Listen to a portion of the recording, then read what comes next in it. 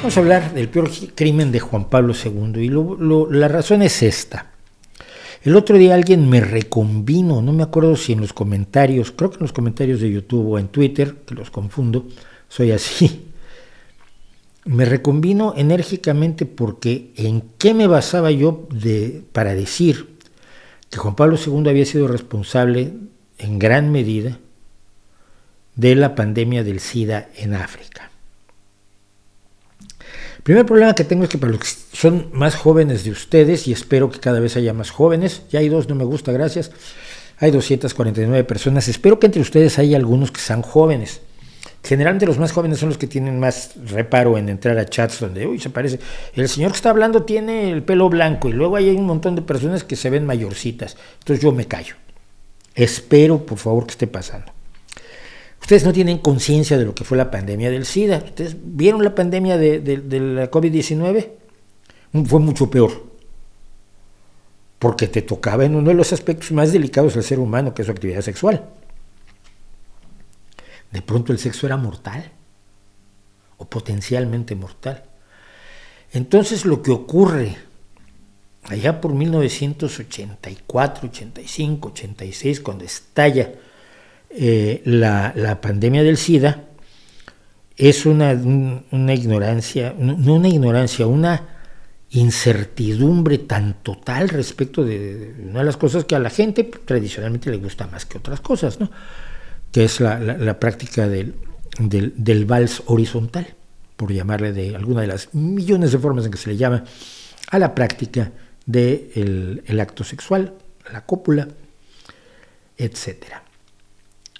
Y algo quedó claro rápidamente, así como debió quedar claro en la pandemia de la COVID que la vacuna era la solución, las mascarillas te protegían y lo que te solucionaba el asunto era la vacuna, era muy claro desde el principio de la pandemia del SIDA, donde estaba muriendo gente por millones, que el condón era la única forma de detener la progresión de la enfermedad, que además no era tan fácil hacer una vacuna para ella porque no era un virus, sino un retrovirus que funciona de una manera totalmente distinta y que mutaba además a una velocidad extraordinaria. Si ustedes han visto las mutaciones y las variantes que hemos tenido del virus del SARS-CoV-2, pues las variantes del SIDA se multiplicaban mucho más, mutaba varias veces dentro de cada individuo.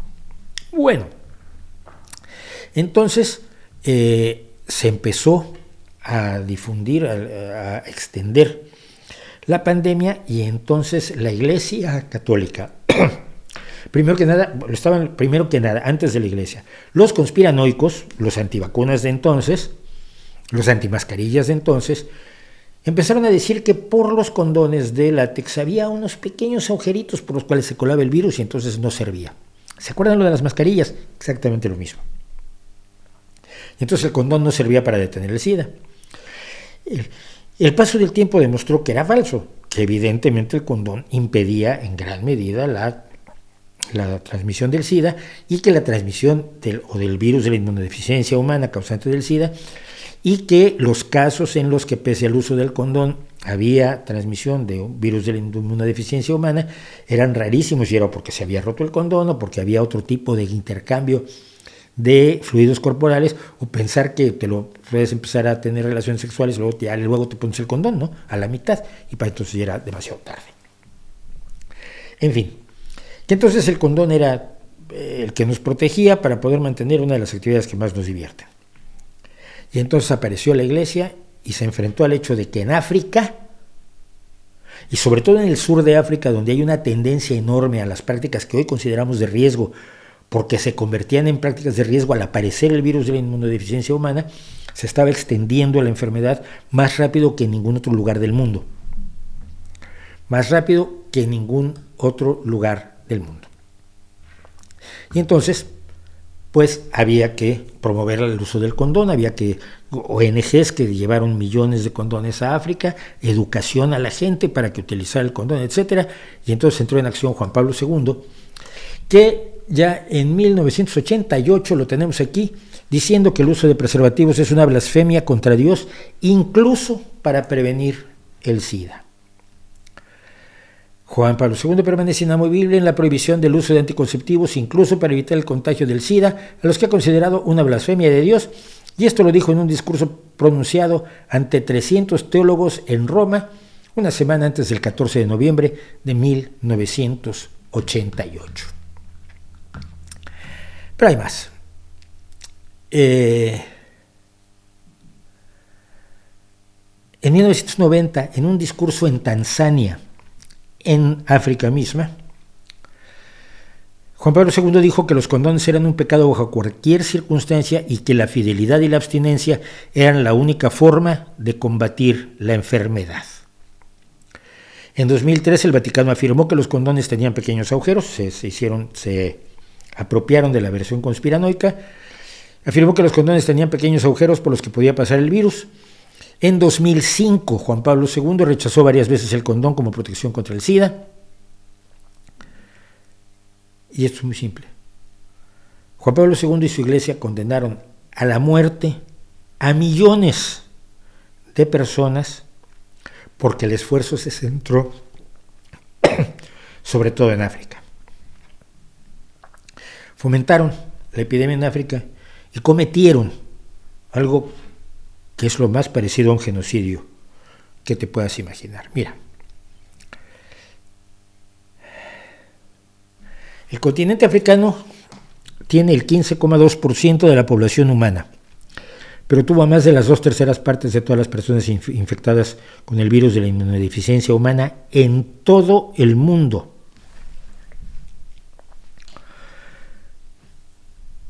$35 millones de personas infectadas, de los cuales han muerto ya 15 millones. África Oriental y del Sur incluyen al 60% de todas las personas del mundo que viven con VIH y a 70% de todas las muertes por el SIDA en 2011. Cifras que a cualquier persona que tuviera el corazón en su lugar y la cabeza en su lugar le harían pensar que igual Dios permitiría que se usara ese condón para evitar esas muertes, ¿no?